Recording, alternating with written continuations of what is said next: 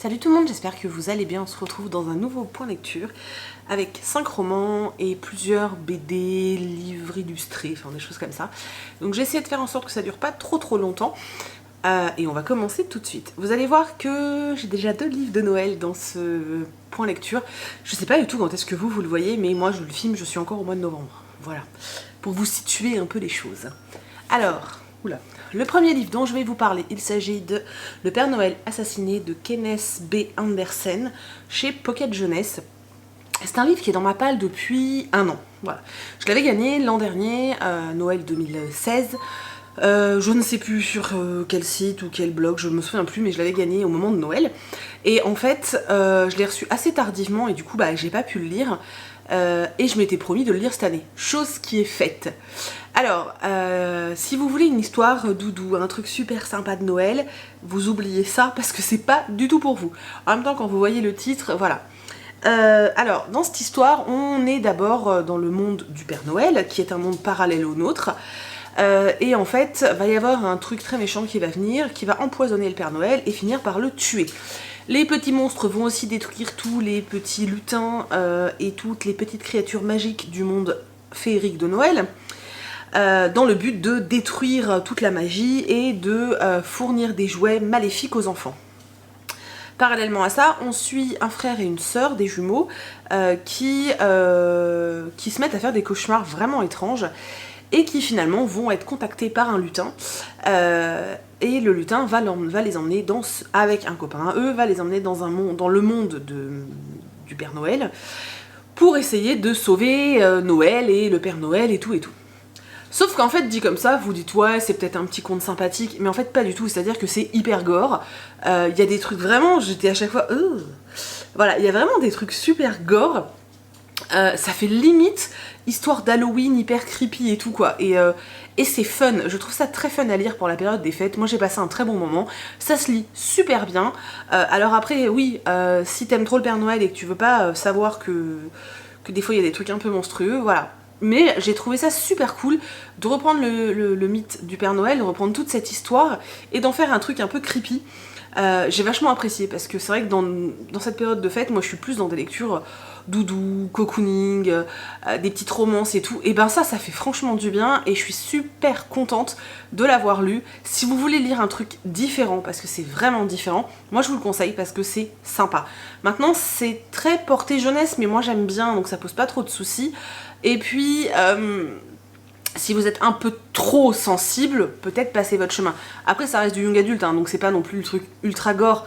Mais c'est vrai que si vous n'avez pas envie de soumettre votre sensibilité noëlesque à des trucs peut-être un peu gore, c'est votre chemin. Mais si vous voulez un truc différent, tentez le coup, c'est plutôt cool. J'ai ensuite lu Des lendemains qui chantent de Anne Lanoé aux éditions Fleurus. J'aime beaucoup la couverture de ce livre. Je ne sais pas si vous vous souvenez, je vous ai présenté plusieurs fois un autre livre de cet auteur, un livre qui s'appelle Le ciel est à limite, qui se passe au Brésil et que j'avais juste surkiffé. Donc la maison d'édition Fleurus m'a fait parvenir celui-ci parce que je rencontre ce week-end Anne Lanoé, donc j'avais envie de parler avec elle de son nouveau roman. Et alors j'ai été complètement décontenancée en commençant le roman parce que c'est tellement différent du livre que j'avais lu précédemment que ouais, au début j'étais un peu décontenancée, ça me perdait un petit peu. Donc je vais vous dire quand même de quoi ça parle. Donc on est dans le Paris des années 30.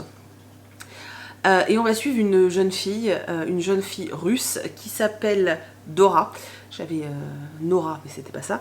Une jeune fille qui s'appelle Dora, qui est une jeune fille russe qui a à peu près 18 ans.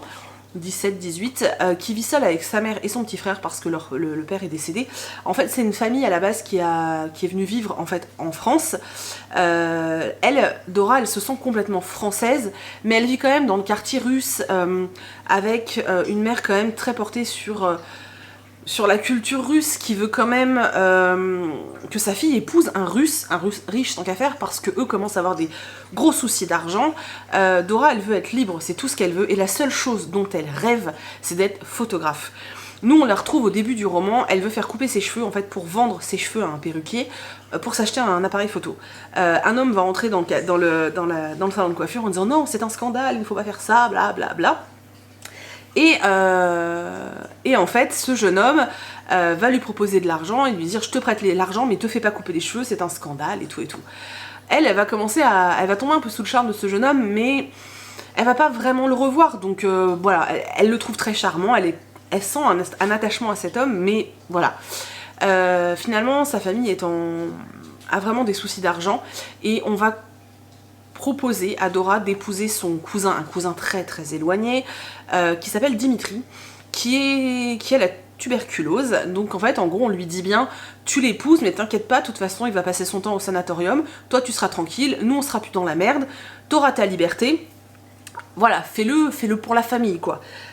Au début, elle est pas chaude, sauf qu'elle va rencontrer Dimitri, et Dimitri est quelqu'un d'adorable, en fait. Il lui explique que lui, il est amoureux d'elle depuis toujours, qu'il sait qu'il a rien à lui offrir parce qu'il est gravement malade et qu'il va mourir, qu'en plus ils ne pourront pas s'embrasser, ils ne pourront pas avoir d'enfants, ils ne pourront rien faire ensemble, mais qu'il lui offre, que si elle accepte de l'épouser, il lui offre la liberté que peut apporter l'argent qu'il a, qu'elle pourra faire ce qu'elle veut, de toute façon effectivement il sera au sanatorium, et que voilà, elle sera libre, elle pourra faire de la photographie, elle aura une magnifique vie, c'est la seule chose qu'il peut lui promettre.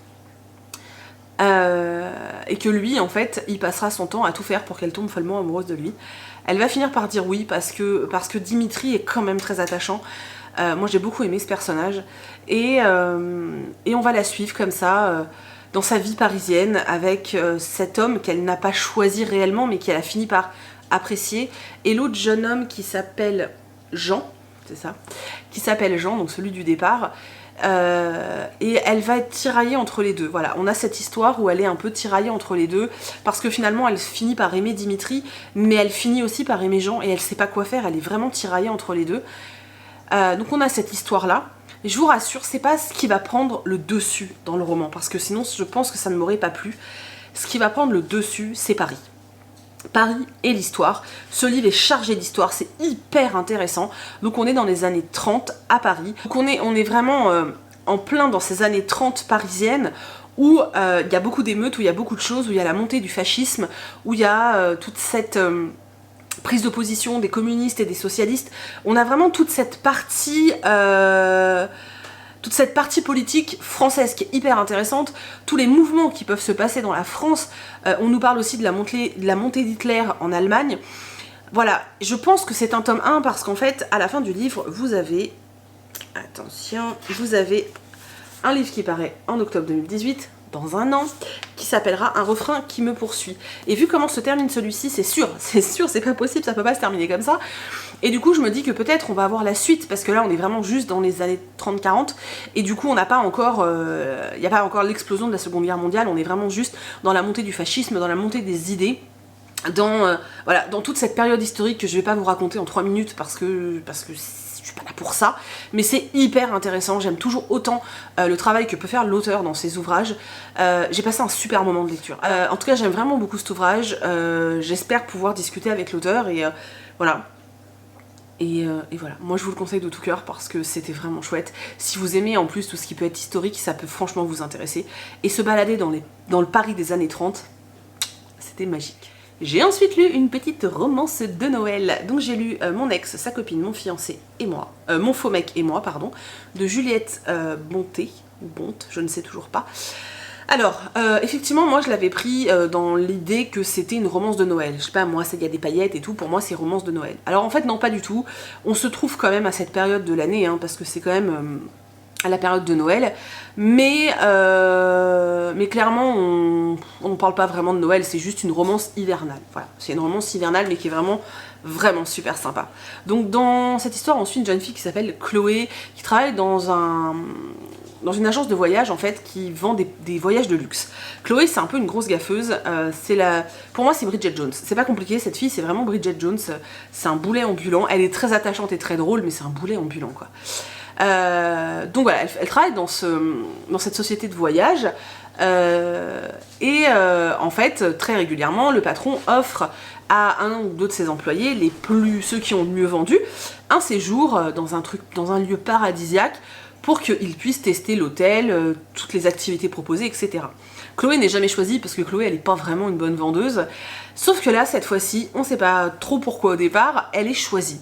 Chloé est comme une dingue, elle se dit wouh, je vais où? Île Maurice, Mexique, Maldives, et là on lui annonce qu'elle part en Savoie. Voilà. Alors déjà les autres se foutent légèrement de sa gueule. En plus, elle apprend qu'elle y va pendant les vacances de Noël, du coup qu'elle pourra pas passer le nouvel an avec sa meilleure amie, donc c'est un peu le drame. Finalement, elle se décide à partir, pardon, c'était pas très français tout ça. Elle se décide à partir, elle va là-bas, elle arrive sur place et il lui arrive que des merdes. Déjà, quand elle arrive à l'hôtel, elle est dans un hôtel luxueux et tout, elle se dit wouh, trop cool et tout. Et en fait, on lui dit qu'elle s'est gourée d'hôtel et que en fait, le sien c'est celui qui est là-bas et c'est un dépotoir, voilà. Et surtout, elle tombe sur Valentin, qui n'est autre que son ex-fiancé, avec qui elle a rompu depuis 4 ou 5 ans parce qu'il l'a trompée avec un mannequin. Sauf que quand elle tombe sur Valentin, Valentin est là pour fêter ses fiançailles avec cette fille avec qui il l'avait trompée en fait. Donc elle est dans une panique totale, surtout que tout le monde pense qu'elle est là pour espionner Valentin, alors que c'est vraiment pour le coup un parfait hasard. Et elle va devoir faire croire qu'elle a quelqu'un dans sa vie pour pas qu'on la prenne pour une psychopathe. Elle va choisir un homme, enfin elle va choisir, les circonstances vont faire qu'elle va présenter comme son petit ami un gars qu'elle a rencontré dans le train, avec qui elle s'est engueulée dans le train, avec qui elle s'est engueulée plusieurs fois sur la station de ski, mais finalement c'est lui qui va jouer le rôle. Donc voilà, on est vraiment dans une petite comédie romantique qui est vraiment super touchante, qui est vraiment... Enfin, en fait, elle fait tellement bien son job. Je me suis marrée parce que, voilà, je vous dis, c'est du Bridget Jones, quoi. Chloé, c'est un boulet. Et du coup, c'est trop mignon et c'est trop drôle. J'ai passé un super moment. Le seul truc, c'est qu'effectivement, je m'attendais à du livre de Noël. Et c'est absolument pas le cas. Mais sinon, je me suis éclatée et voilà. Que vous dire à part si vous avez envie d'une petite romance légère, d'un livre hyper choupi, plein de paillettes, d'un personnage principal drôle, parce que vraiment elle est drôle, il lui arrive que des merdes et c'est très amusant. Je vous le conseille, c'est vraiment chouette, je regrette absolument pas de l'avoir lu, j'ai passé un très bon moment. Et voilà, pour tous ceux qui ont envie de romance hivernale, légère et qui fait sourire, foncez. Moi je l'ai lu en quelques heures en plus, donc je peux vous dire que ça se lit vraiment très bien. Je vais ensuite vous parler d'un coup de cœur, parce que ça faisait longtemps. Donc, on va parler de Après nous, de Mira El Joundir, donc le tome 1 qui s'appelle Au commencement. Alors déjà, sachez que je suis peut-être pas très objective, parce que j'adore Mira El Joundir. C'est vraiment... c'est une auteure que j'adore. Je l'aime déjà énormément quand elle fait du thriller, donc sous son nom Ingrid Desjours. J'aime déjà beaucoup. Mais alors, quand elle se met, voilà, dans du young adulte... ça dépote, mais ça dépote. Elle fait tout le temps des trucs différents. La saga Caleb est tellement différente de ce qu'on peut voir habituellement que moi j'ai adoré, mais vraiment j'ai adoré. Je sais qu'elle remporte pas l'unanimité parce que c'est particulier, mais j'ai adoré. Quand celui-ci est sorti, je voulais me retenir et attendre, au moins d'aller à Montreuil. Finalement j'ai été incapable d'attendre, j'ai sauté sur le roman, je l'ai dévoré directement et... mon Dieu, mais j'ai tellement aimé. C'était trop génial. On retrouve des choses qu'on peut retrouver dans Caleb. On retrouve... en fait, je trouve qu'elle a une façon particulière de présenter les personnages, de créer ces personnages. Il y a vraiment cette petite patte Mira El Joundir dans les personnages présents dans les romans qu'elle fait, en tout cas dans les romans young adultes. C'est ce que j'avais senti dans Caleb, et j'ai ressenti exactement la même chose dans ce roman-là, avec Jézébel, donc qui est le personnage principal, et avec d'autres, vraiment avec d'autres. C'était génial. Alors je vais essayer de pas trop vous en dire, parce que souvent je vous fais des gros résumés, mais là je vais vraiment essayer d'être kiki parce qu'il faut découvrir ce roman, il faut plonger dedans sans en savoir trop, parce que c'est pas possible, voilà. On suit d'un côté Jézébel qui perd ses parents et qui va devoir aller vivre dans une famille d'accueil. Jézébel, c'est une enfant... Là, c'est une ado qu'on retrouve particulière. Je vous dis pas pourquoi, je vous dis pas comment, mais elle a un truc particulier, elle a un espèce de pouvoir qu'elle découvre et bah, c'est comme dans Caleb. Caleb, il découvre, dans la saga Caleb, lui, il découvre qu'il a une capacité à influencer les gens, et Jézébel a un peu ce pouvoir-là, mais pas de la même façon, et elle le maîtrise pas très bien. Et du coup, ça l'embête beaucoup parce qu'en plus, elle ne sait pas si les gens sont avec elle à cause du pouvoir ou s'ils sont avec elle parce qu'ils l'aiment elle. Enfin, c'est assez compliqué.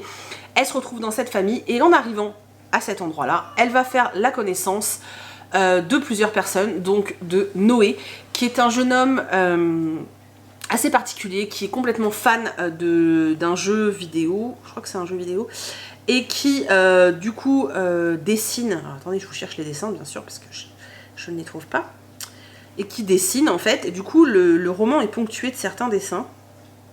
Donc voilà, vous allez avoir à certains moments des dessins comme ça, qui sont en fait les dessins que Noé fait.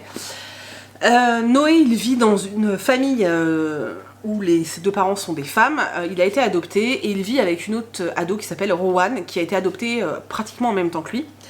Et Rowan est folle amoureuse de lui. Alors, ils ont absolument aucun lien de sang, hein, vous inquiétez pas. Ils ont été adoptés tous les deux, ils ne sont pas frères et sœurs à la base, hein, c'est juste par rapport à l'adoption. Rowan est complètement folle de lui, sauf que Noé va commencer à être très fortement attiré par Jézabel. Rowan va pas vraiment apprécier, mais finalement, il va y avoir un rapprochement de ces trois personnes-là. Et on suit également, je crois que c'est Jacob. Alors, on va dire que c'est Jacob, je suis pas complètement sûre, mais il me semble. Donc, on suit cet autre personnage qui, lui, a une vie de famille assez particulière parce qu'il est frappé. Et parce que voilà, il a une situation particulière. Et il va se retrouver aussi avec ce groupe-là. Sauf qu'en fait, il va y avoir toute une espèce d'enquête et de découverte autour de qu'est-ce qu'est Jézabel, pourquoi elle est comme ça, etc.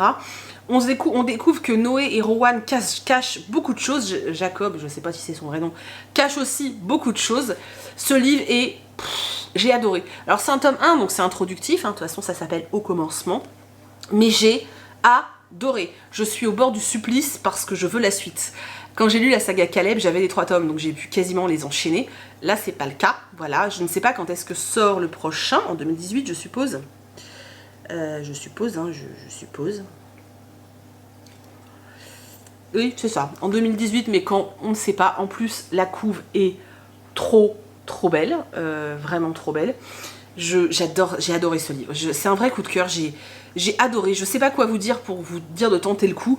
Maintenant, ça reste particulier, mais c'est une bombe. En plus, ça m'énerve parce que partout, en fait, il est sorti en même temps que Phobos 4. Et du coup, on voit Phobos partout. Et je trouve que la com autour de celui-là, voilà. Alors que ça, c'est une bombe, les gars. Mais vraiment, c'est une bombe. Moi, j'ai adoré. Et je vous le conseille à 3000%. Tentez le coup, mais vraiment, tentez le coup. Par contre, je sais pas pourquoi, j'ai l'impression que c'est plus la même qualité au niveau du livre. Il va falloir que je vérifie avec mes autres R, mais je sais pas. Ça m'a fait une drôle d'impression. Bref, en tout cas, c'est une grosse bombe. Foncez, foncez, foncez. En plus, Mirail Joundir, bon, la vidéo sort après, mais la Mirail Joundir sera à Montreuil. Je vais aller faire dédicacer ce livre et encore une fois lui dire à quel point j'aime ce qu'elle fait. Voilà. Le dernier roman dont je vais vous parler, il s'agit de Les Sœurs Carmine, le tome 2, Belle de Gris, de Ariel Holz, aux éditions Naos. La couve est très belle, alors il y a des reflets, je suis vraiment désolée. La couve est très belle. D'ailleurs, ça m'a fait vraiment rigoler parce que, donc la couverture est violette, hein. Le tome 1 était rouge. Et en fait, ça m'a bien fait rire parce qu'il y a un moment dans cette histoire où le personnage principal, dont Tristabel, doit choisir une robe et on lui demande quelle couleur elle veut. Et elle dit « Oh, je sais pas » et tout. Par contre, tout sauf du violet. Je déteste le violet, c'est trop moche, c'est trop ceci. Et ça m'a fait franchement rire que la couve du roman soit violette parce que c'est la couleur que Tristabel n'aime pas et ce roman... c'est juste l'histoire de Tristabel. Donc j'ai trouvé ça très cocasse et très drôle. Je pense que c'est peut-être fait exprès d'ailleurs. Mais voilà, petit clin d'œil très drôle, j'ai beaucoup aimé. Bref. Alors, Les Sœurs Carmine, je sais pas si vous vous souvenez, j'avais eu un énorme coup de cœur pour le tome 1. J'ai beaucoup aimé le tome 2. C'est pas un coup de cœur, mais je vais vous expliquer pourquoi. Mais c'était une super lecture. Je l'attendais de ouf, je l'ai sauté dessus de toute façon. Et je me suis, comme pour le premier, éclatée. Je ne peux que vous recommander cette saga qui a un univers incroyable. Je trouve que l'auteur arrive vraiment à nous happer dans son histoire et dans son monde. Et moi, je m'éclate. Voilà, je m'éclate. Je me suis éclatée dans le tome 1, je me suis éclatée dans le tome 2. J'attends le tome 3 parce que le tome 3 c'est Dolorine et c'est mon personnage fétiche avec Nyx. Et du coup j'ai trop hâte d'avoir le tome 3 entre les mains, vous imaginez pas. Je savais que celui-ci me plairait moins parce que Tristabel c'est pas le personnage que je préfère. Mais j'ai quand même passé un bon moment, voilà. Alors, dans le tome 1 on suivait... Alors en fait... Les Sœurs Carmine sont 3. Vous avez Mériver, enfin on va commencer par l'aînée. Donc la plus grande, Tristabel, Mériver et Dolorine. Elles ont chacune une particularité, un tempérament bien différent, et on découvre au fur et à mesure qu'elles ont aussi une capacité entre guillemets différente. Leur mère était une courtisane. Ce qui fait qu'elles ont toutes les trois un père différent, et comme dans ce monde il n'y a pas que des humains, il y a aussi des vampires, il y a des loups, il y a vraiment plein de sortes de bestioles et de créatures et d'êtres surnaturels dont je peux même pas toutes vous les citer. Ce qui fait qu'en fait elles ont... Je suis montée dans les aigus là, désolée. Ce qui fait qu'elles ont chacune une particularité parce qu'elles ont un père différent et qu'au fur et à mesure on le découvre dans chaque tome, quelle est leur particularité. Donc dans le premier tome, on suivait Mériver. Voilà, on suivait Mériver. Si je retrouve la vidéo où je parle du tome 1, je vous le mets en barre d'infos et je vous mets même le petit i, mais il faut que je la retrouve parce qu'elle date pas d'hier. Et dans ce tome-là, on suit donc Tristabel. Tristabel, c'est un peu la fille qui rêve que d'une chose, c'est de monter et d'arriver à la cour. Et voilà, elle est mieux que tout le monde, elle est plus intelligente que tout le monde, surtout bien plus belle que tout le monde, et elle domine tout le monde grâce à sa beauté et à sa manipulation. Alors ce côté manipulatrice, j'adore. Je trouve ça vraiment génial parce que pour le coup, c'est vrai qu'elle obtient toujours ce qu'elle veut et je trouve ça juste trop cool. Là, la seule chose qu'elle a en tête, Tristabel, c'est un bal qui va avoir lieu dans quelques temps, où la reine va choisir une nouvelle dame de compagnie. Tristabel vient pas d'un milieu bourgeois, puisque je vous dis, sa mère est courtisane.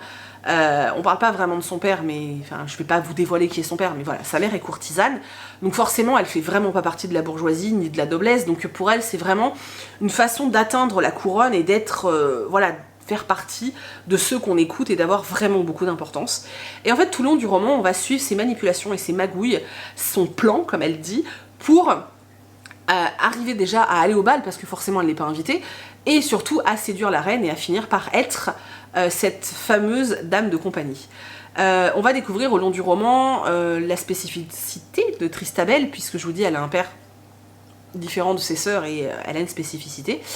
On va la voir manipuler tout le monde à un point hallucinant. Enfin, elle est incroyable pour ça, elle est incroyable. Et voilà, c'était vraiment chouette. Je veux pas trop vous en dire non plus parce que c'est vraiment agréable de découvrir. Mais la personnalité de Tristabel est vraiment intéressante et on passe un super moment. Maintenant, c'est pas un coup de cœur pour moi pour une raison, c'est que dans le tome 1, on suivait le journal de Dolorine, donc de la petite sœur, je vais vous montrer. Donc on avait des pages comme ça, hop. Où on suivait le journal de Dolorine. Et j'adorais ces passages parce que j'adore Dolorine, je trouve que c'est un personnage qui enrichit énormément l'histoire. Le truc, c'est que dans ce tome-là, Dolorine, on la voit quasiment pas. Alors, on voit Mériver, donc ça, par contre, ça m'a plu parce que j'étais contente de la retrouver. Mais c'est vrai que ça m'a manqué, en fait. Les passages de Dolorine m'ont vraiment manqué parce qu'elle a une capacité à voir les morts et surtout, elle a un ami imaginaire assez particulier que j'aimais vraiment énormément. Je pense que c'est ce qui a contribué au coup de cœur du tome 1. Et là, ça m'a manqué, mais vraiment, ça m'a manqué. C'est la seule chose qui fait, je pense que c'est pas un coup de cœur parce que sinon, c'est une excellente lecture. J'adore, je sais pas où a trouvé... non, je ne sais pas où Ariel Holz a trouvé cet univers et à quel endroit de son cerveau il a pu trouver ça, parce que c'est génial, c'est hyper bien fait, c'est bien ficelé, les personnages ont tous des spécificités de dingue, et je peux que, encore une fois, vous conseiller cette saga des Sœurs Carmine. Je vous l'ai déjà dit avec le tome 1, je vous le redis avec le tome 2 parce que il est pas moins bon. Moi je vous dis, j'ai juste eu ce côté de il me manque Dolorine, mais il est aussi bon que le tome 1, il n'y a pas de souci quoi. Franchement, il faut aller vers les Sœurs Carmine, c'est une bombe. En plus l'auteur est très gentil, donc ça ne gâche rien. Et puis les livres sont beaux, les histoires sont merveilleuses. Je ne sais pas quoi vous dire si ce n'est qu'il faut foncer lire les Sœurs Carmine. Allez hop, on y va. On va passer au livre graphique. J'ai plus de batterie, j'espère que ça va tenir le coup. Par contre, je vais juste avant ça vous montrer les livres à retenir de la vidéo, puisque j'essaye de le faire assez régulièrement. Donc pour moi, il y en a 3, oui, sur 5, il y en a 3 à retenir. Bon, déjà, forcément, Après nous, qui est le gros coup de cœur de la vidéo, donc voilà. Et sinon, après, dans ceux que j'ai adorés, franchement, les 2 à retenir, c'est ceux-là. Ils sont géniaux et il faut foncer, franchement n'hésitez pas. C'est des registres totalement différents, c'est pour ça que je vous le dis, parce que ça peut intéresser des personnes différentes. Celui-ci c'est de la fantaisie, celui-ci c'est de la jeunesse historique, celui-ci c'est du fantastique et... Du coup on va passer au BD, j'en ai 2 à vous présenter. Alors je suis désolée parce que je les ai peut-être déjà présentés, je m'en souviens plus. Mais comme elles sont encore dans ma pile, et ben on recommence, voilà. Donc on va parler de Hachiko, l'incroyable histoire d'un chien fidèle. J'adore ce livre, il est magnifique, je crois que je vous l'ai déjà présenté mais je m'en souviens plus. Donc Là, on suit l'histoire de Hachiko, qui est un chien, qui est un Akita. Vous savez tout l'amour que j'ai pour ces chiens. Moi, j'ai un Shiba, donc c'est le modèle plus petit. Mais c'est des chiens japonais que j'aime de tout mon cœur. Donc là, on suit l'histoire d'Hachiko, mais c'est une histoire qui est racontée de façon différente par rapport au film et par rapport à tout ce que moi j'avais pu voir jusqu'à présent. Mais l'histoire est sublime, en fait. Voilà, c'est l'histoire de ce chien qui est tellement fidèle, qui, même une fois que son maître est décédé, continue à aller à la gare tous les jours pour l'attendre, en fait. Et c'est bouleversant, et le film me fait chialer de ouf, le livre m'a fait pleurer. Et j'ai très envie d'aller à Shibuya pour voir cette statue. On en apprend pas mal aussi sur la statue qui a été détruite puis reconstruite. C'est hyper intéressant, je vous recommande cet ouvrage de tout cœur. Alors, les dessins sont pas complètement dingues, je trouve. Voilà, mais l'histoire est sublime et à faire découvrir à vos enfants. C'est voilà, l'ouvrage est vraiment beau, hein. Là, vous avez le dos qui est en tissu. C'est vraiment super et voilà, je peux que vous recommander cet ouvrage qui est merveilleux. Le journal d'un enfant de lune de Joris Chamblin et Naline, un putain de coup de cœur de malade mental. On va suivre une jeune fille qui emménage donc dans une nouvelle maison, qui est pas très contente d'arriver, et elle va trouver caché dans sa chambre un journal en fait, le journal intime d'un jeune homme, qui est ce jeune homme et qui est atteint d'une maladie qui fait qu'il est entre guillemets allergique au soleil. En découvrant l'ouvrage, en lisant les pages, elle va commencer à finalement tomber amoureuse de ce jeune homme, à être tellement touchée, elle va commencer à se renseigner sur la maladie et elle va y intégrer sa famille et c'est magnifique, c'est vraiment magnifique. Alors du coup, nous dans l'histoire, on suit la jeune fille, sa vie et voilà, son histoire, et à côté on suit également l'histoire qui est racontée dans ses journaux intimes en fait, et c'est magnifique. Je veux vraiment pas vous en dire trop parce que ce serait vraiment dommage, mais cet ouvrage est sublime. Comme à chaque fois, je trouve que Joris Chamblin est hyper talentueux, quoi. Il arrive à nous pondre des trucs incroyables. Et ce livre, je vous le recommande de tout cœur. C'est sublime, c'est vraiment sublime. Empruntez-le en médiathèque, faites-le vous prêter, je sais pas, mais découvrez cet ouvrage, il est magnifique. Il est magnifique, les planches sont sublimes, l'histoire est sublime. Enfin voilà, je peux rien vous dire de plus, c'est un gros coup de cœur. Le dernier ouvrage dont je vais vous parler, il s'agit de La Princesse à la plume blanche de Ghislaine Ronan et Sophie Lebeau aux éditions de La Martinière Jeunesse. Les dessins dans ce livre sont sublimes. Alors c'est un livre souple, ce qui est plutôt pas mal, parce que voilà, c'est plutôt bien. Donc dans cette histoire, en fait, on suit un conte indien et c'est hyper intéressant. D'ailleurs, j'arrête pas de dire à Hello qu'il faut absolument qu'elle le trouve pour Nina. Cette histoire est sublime. On suit l'histoire d'un roi qui se remarie et dont la femme est franchement jalouse de sa fille, qui va se débrouiller pour que la gamine soit totalement exilée. Et on suit l'histoire d'un autre petit garçon qui découvre une île où il y a une jeune fille, donc cette fameuse jeune fille. C'est un conte qui est magnifique, j'ai vraiment adoré, la morale est sublime, les dessins, mais les dessins sont... je sais pas si vous arrivez à voir, mais... c'est une vraie merveille, j'ai passé un très bon moment, c'est une belle façon aussi de faire découvrir des légendes, des contes venus d'ailleurs, et c'est un truc que j'aime vraiment beaucoup. Donc voilà, je peux que vous conseiller aussi de découvrir cette histoire. Il est présenté dans un coffret en fait, où dedans il y a aussi des petits bracelets indiens en fait. Donc voilà, je trouve ça vachement cool. Par contre c'est vrai que du coup c'est vachement axé petite fille, puisque dans le coffret il y a des bracelets quoi. Mais c'est une belle découverte, donc si vous avez des enfants ou si vous le croisez quelque part, n'hésitez pas à le feuilleter, ça vous prendra 5 minutes et vous allez, je vous garantis, passer un très bon moment. Donc voilà, c'en est tout de ce point lecture, j'espère vraiment qu'il vous a plu. Je suis désolée, je pense qu'il est très long, mais j'avais beaucoup de livres à vous présenter.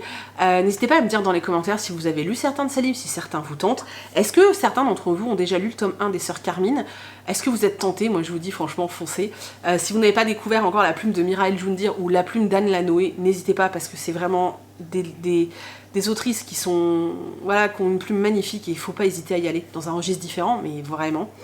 Voilà, j'attends vos commentaires avec forte impatience. Je vous remercie comme d'habitude d'avoir regardé cette vidéo jusqu'au bout. Je vous fais plein de très gros bisous et je vous dis à bientôt dans une prochaine vidéo. Salut!